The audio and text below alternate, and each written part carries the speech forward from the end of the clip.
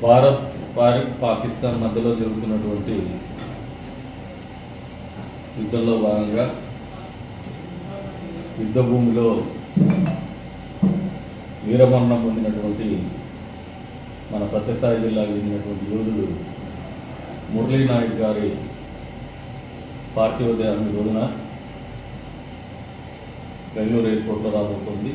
మొదటిగా కదిరి నియోజకవర్గ ప్రజలందరి తరఫున కూడా ఆయనకి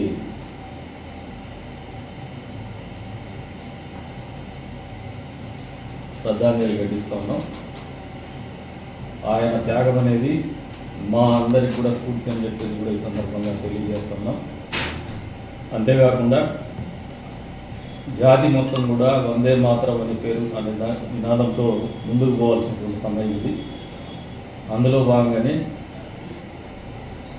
ఆయనకు కానీ భారత సైనికులకు కానీ ఎక్కడైతే బార్డర్లో మన కోసం, మన జాతి కోసం, మన దేశం కోసం పోరాడుతున్నటువంటి సైనికులకు సంఘీభావంగా ఈ రోజున కదిరి నియోజకవర్గం నుంచి కొడికొండ చెక్ పోస్ట్కి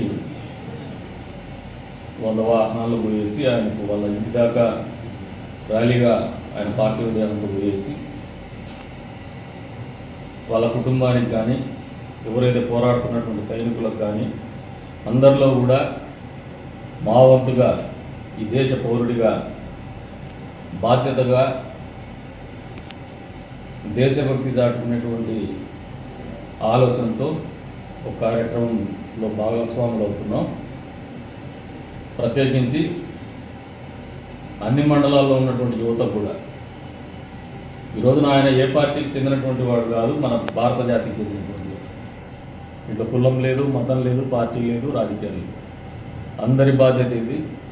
అందరూ కూడా ఆయన అంతిమయాత్రలో ఏదో ఒక రకంగా అందరి భాగస్వామ్యము ఉండే రకంగా పాల్గొని తద్వారా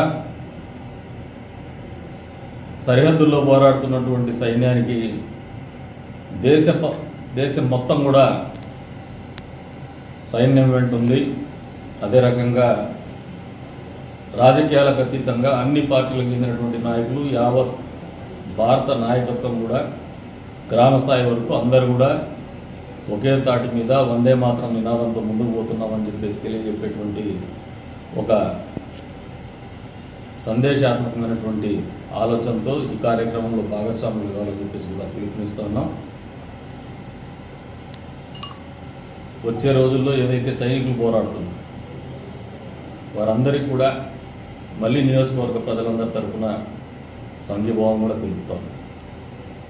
జాతి ఉన్నంత వరకు, భారతదేశం ఉన్నంత వరకు కూడా గుర్తుపెట్టుకుంటారని చెప్పేసి కూడా తెలియజేసుకుంటూ మరొకసారి ఈ కార్యక్రమంలో రాజకీయాలకు అతీతంగా మన వాళ్ళందరూ కూడా పాల్గొనాలని చెప్పేసి కూడా కోరుతాం.